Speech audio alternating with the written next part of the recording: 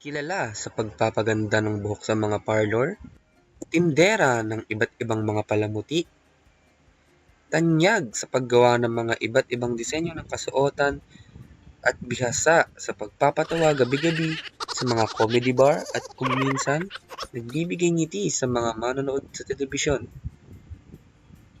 Sa bawat kalyeng dinadaanan ng mga manggagawa, makikita ang mga matiisin at porsigido nating mga traffic enforcers.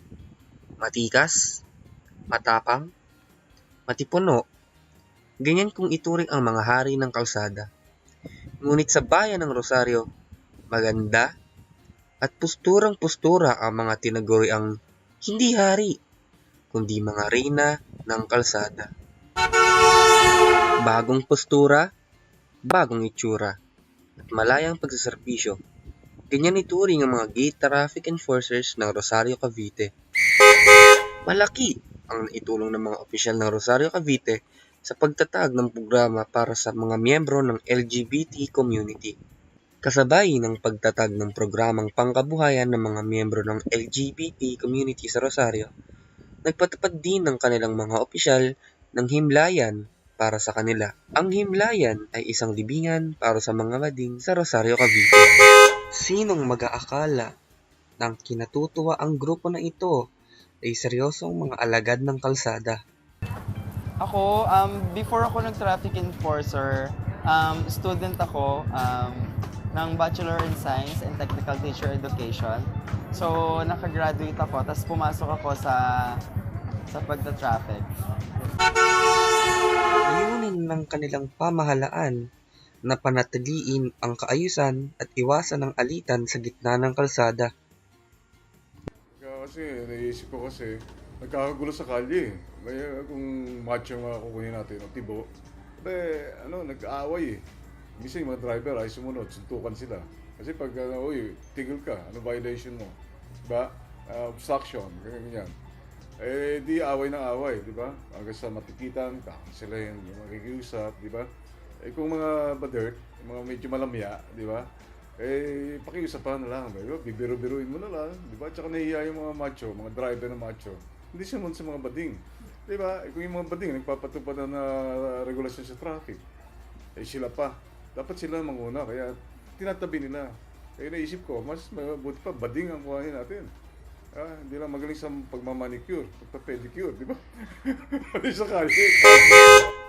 Ngunit sa likod ng kanilang mga make-up na nagpapasaya sa daan, sa likod ng mga pag-aaliw sa bawat motorista ay nakakubli ang mga pusong sinugatan ng mga panlalait at pagkwestiyon sa kanilang pagkatao. Kung wala namang kakwenta-kwenta yung magsasabi sa'yo at hindi mo naman kami kilala, dead man na lang. Kung sa akin lang bali hindi ko na sila pinapansin.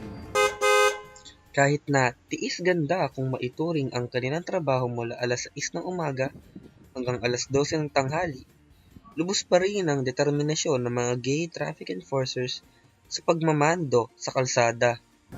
Nandiyan yung natutuwa yung mga ibang driver, nandiyan yung aabotan kami ng merienda, nandiyan yung natutuwa na masaya sila dahil nakikita na nagtasayo-sayo kami.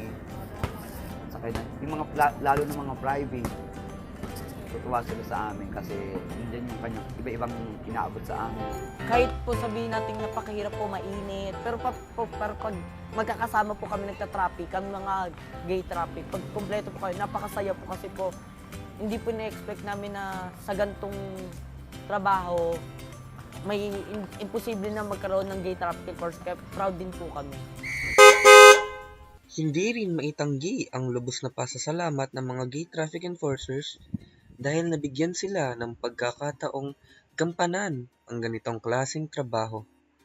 Gayunpaman, hawak nila ang bawat isa dahil para sa kanila, sila ay isang buong pamilya na karamay nila sa anumang bigat o pait na dala ng mga karanasan.